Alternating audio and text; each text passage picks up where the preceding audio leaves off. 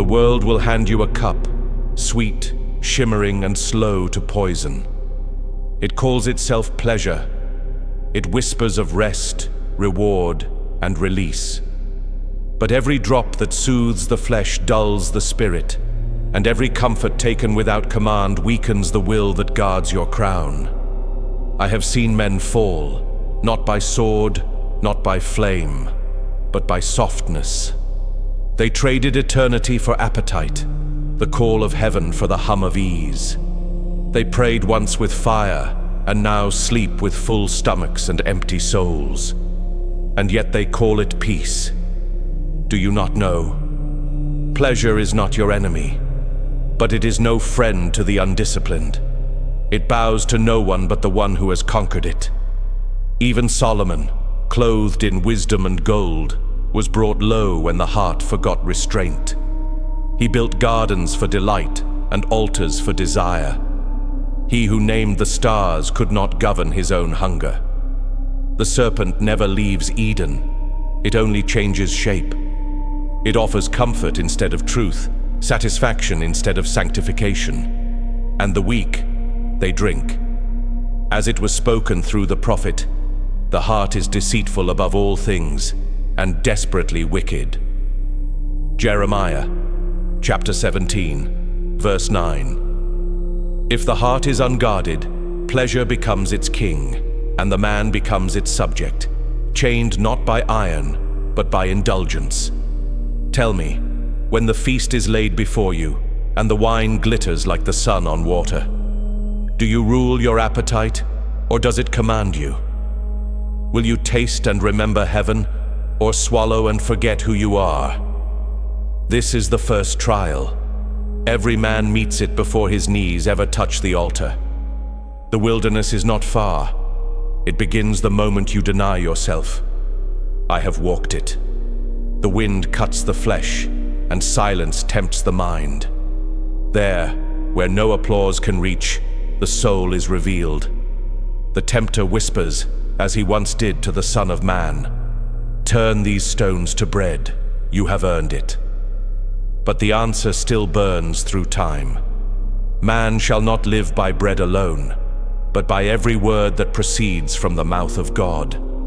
And that word, sharper than any sword, divides pleasure from purpose. Those who master pleasure do not run from it. They offer it on the altar. They turn the sweet into sacrifice, the fleeting into flame. They drink only when commanded, and rest only when it strengthens the mission. Their joy is holy because it is chosen, not chaste. Pleasure must kneel before obedience, or it will enthrone itself above God. And when pleasure becomes the crown, the spirit becomes the slave. The path narrows where the body resists. Every craving claws at the gate, demanding entry to the throne of your will. And here begins the forge, the holy furnace where desire is not denied, but refined. The Lord does not break what he means to use. He bends, he burns, he tests the metal in the soul until it forgets its former shape. Even gold must endure fire before it can reflect his light. So it is written, "I have refined you, but not as silver. I have chosen you in the furnace of affliction." Isaiah, chapter 48, verse 10. You think this is cruelty? This is consecration. The fire that consumes impurity will never harm the obedient. It purifies the hunger until pleasure becomes purpose. Every man who walks the narrow road carries a cup. Some fill it with comfort, others with obedience. One satisfies for a moment, the other sanctifies forever. When the pressure mounts, when the olive is crushed, oil flows, and from that oil, lamps are lit. The Lord's anointed are not crowned, they are pressed. Gethsemane is not a place in time, it is a place within. The mind becomes the garden, the body the soil, the will the altar. And under the weight of choice, the sweat falls like blood. In that moment, heaven waits for one sentence. Not my will, but yours be done. Lay down your noise. Stop counting your victories and your wounds. Ask yourself, what do you still serve in secret? Which desire still whispers louder than obedience? Do not move until you can answer. The world calls it discipline. Heaven calls it devotion. To silence the body until the soul commands it. This is worship in its purest form. The watchman at midnight does not sleep because comfort invites him. He stands because covenant requires it. So too must you. The forge roars hotter before it cools. Ash clings to your armor. Sweat stings your eyes. Smoke rises like incense from the altar of your restraint. But this is how God purifies men, not by ease, but by endurance. For blessed is the man who endures temptation, for when he is tried, he shall receive the crown of life. James, chapter 1, verse 12. Every true disciple carries invisible armor, not forged of steel but of denial. Each resisted temptation adds a plate. Each mastered craving hammers the next rivet, until the man within becomes as unyielding as the word that built him. So walk through the fire unflinching. For when the flames fade, what remains will not hunger again. When the fire subsides, the true enemy reveals his final face. He no longer tempts with lust or gold, but with comfort. He will whisper, "You have done enough. Rest, loosen the vow."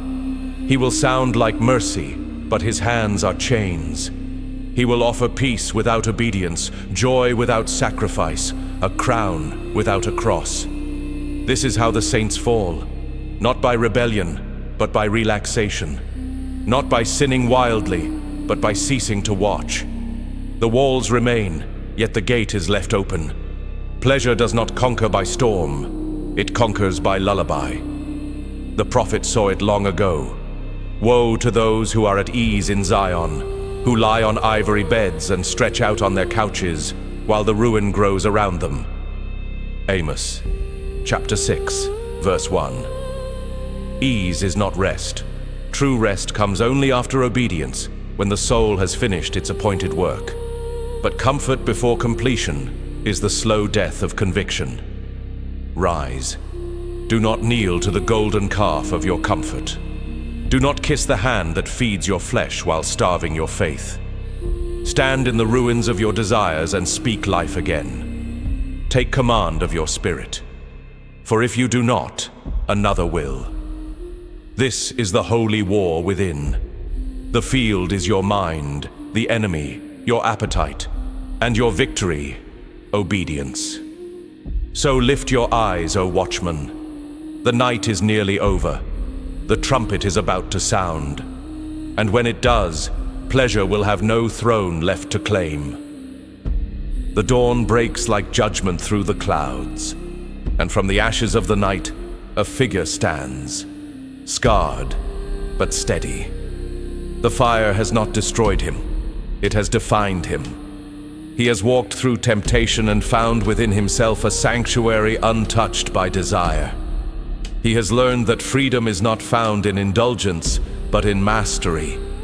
The sacred dominion of a soul ruled by obedience.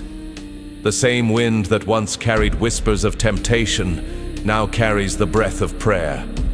The same hands that once reached for comfort now hold the sword of conviction. The same eyes that once wandered now fix upon the horizon of eternity.